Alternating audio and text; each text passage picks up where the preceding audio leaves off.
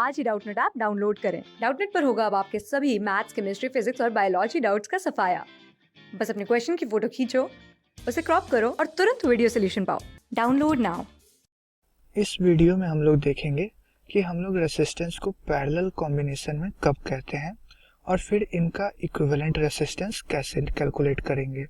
ठीक है, तो जब भी आपको इस तरीके का कनेक्शन मिले जहाँ पे बहुत सारे रेसिस्टेंस को आपस में कनेक्ट किया जाए दो सेम पॉइंट्स के बीच में, ठीक है, मतलब कि जैसा कि आप देख सकते हो इस फिगर में, ये पॉइंट हमारा ए है और ये पॉइंट हमारा बी है और ए और बी दो पॉइंट्स के बीच में तीन रेसिस्टर को कनेक्ट किया गया है आपस में अलग अलग ब्रांच में। तो इस सिचुएशन में हम लोग कहेंगे कि ये तीनों रेसिस्टर्स R1, R2 और R3 ये तीनों आपस में पैरेलल में कनेक्टेड है। ठीक है, हमेशा जो भी रेसिस्टर्स है उनके एंड पॉइंट्स को आप देखो, अगर वो रेसिस्टर्स का एंड पॉइंट तीनों का यहाँ पे सेम हो रहा है और जो भी आपको फिगर में देखने को मिले अगर सेम एंड पॉइंट्स देखने को मिले तब आप समझ लेना कि वो रेसिस्टर्स आपस में पैरेलल में कनेक्टेड है। जैसा कि इस फिगर में आप देख सकते हो ए और बी के बीच में तीनों रेसिस्टर कनेक्टेड है। फर्दर अब इन तीनों का जो इक्विवेलेंट रेसिस्टेंस होगा वो कैसे कैलकुलेट करेंगे, तो उसके लिए मैं एक सर्किट कंप्लीट कर रहा हूँ।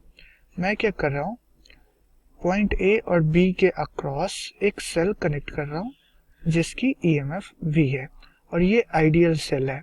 आइडियल सेल मतलब इसका कोई इंटरनल रेसिस्टेंस नहीं होगा। ठीक है, तो और मैं मान रहा हूँ कि इसमें करंट की वैल्यू जो है वो I फ्लो कर रही है।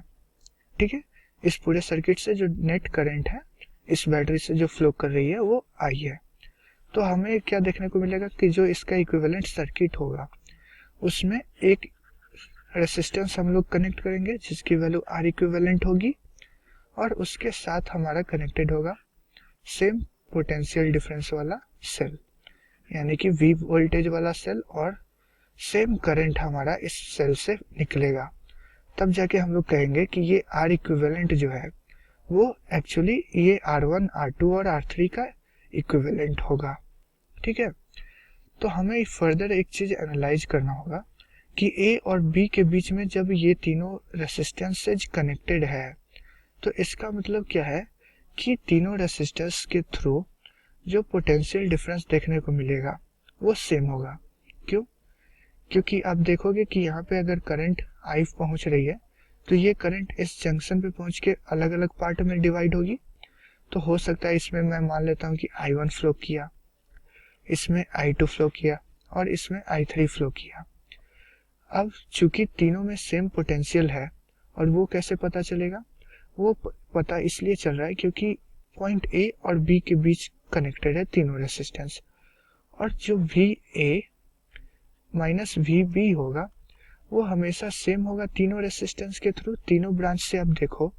ठीक है, तो ये VA माइनस VB की वैल्यू जो होगी वो सेम ही होगी क्योंकि ये पॉइंट ए का पोटेंशियल को मैंने VA एज्यूम किया था। तो इस पॉइंट का पोटेंशियल इसके बीच का A और B के बीच का ब्रांचिंग कैसा है उस पर तो बिल्कुल डिपेंड नहीं करेगा। पोटेंशियल किसी भी पॉइंट का होता है और इस पॉइंट का पोटेंशियल हमने VA एज्यूम किया है, इस पॉइंट का भी पोटेंशियल VB एज्यूम किया है।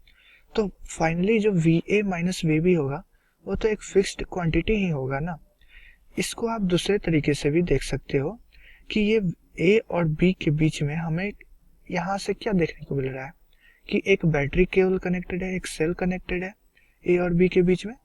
इस ब्रांचेज से इस जो वायर है आइडियल वायर उससे करंट फ्लो कर रहा है I, लेकिन चूंकि ये वायर जो बनाया है हमने वो आइडियल है, कोई रेसिस्टेंस नहीं होगी, तो जो पॉइंट A का पोटेंशियल होगा वही इस पॉइंट का भी पोटेंशियल होगा, वही इस पॉइंट का भी पोटेंशियल होगा और वही इस पॉइंट का भी पोटेंशियल होगा। मतलब कि इन सभी पॉइंट्स पे जो पोटेंशियल होगा वो पॉइंट A का पोटेंशियल के इक्वल होगा। ठीक है, तो ये जो पोटेंशियल है इस पॉइंट का वो VA होगा।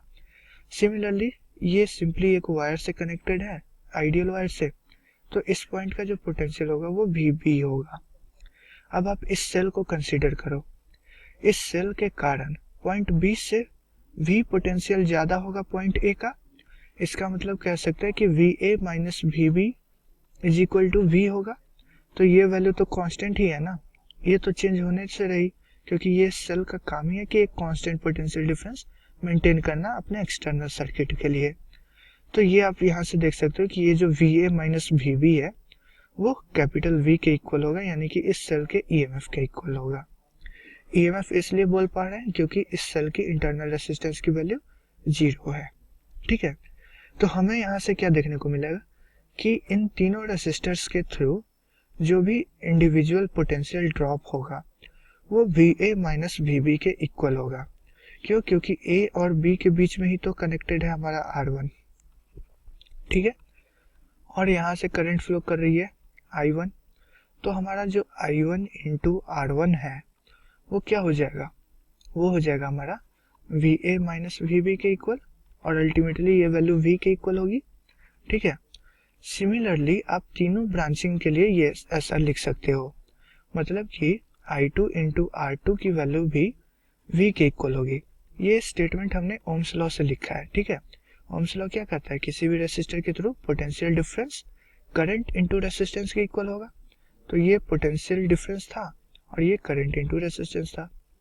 सिमिलरली I3 इंटू R3 की वैल्यू भी V के इक्वल होगी।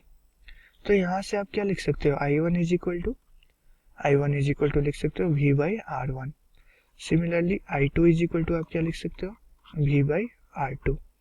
और similarly I3 is equal to हो जाएगा हमारा V बाई R3। अब आप इस सर्किट पे फोकस करो।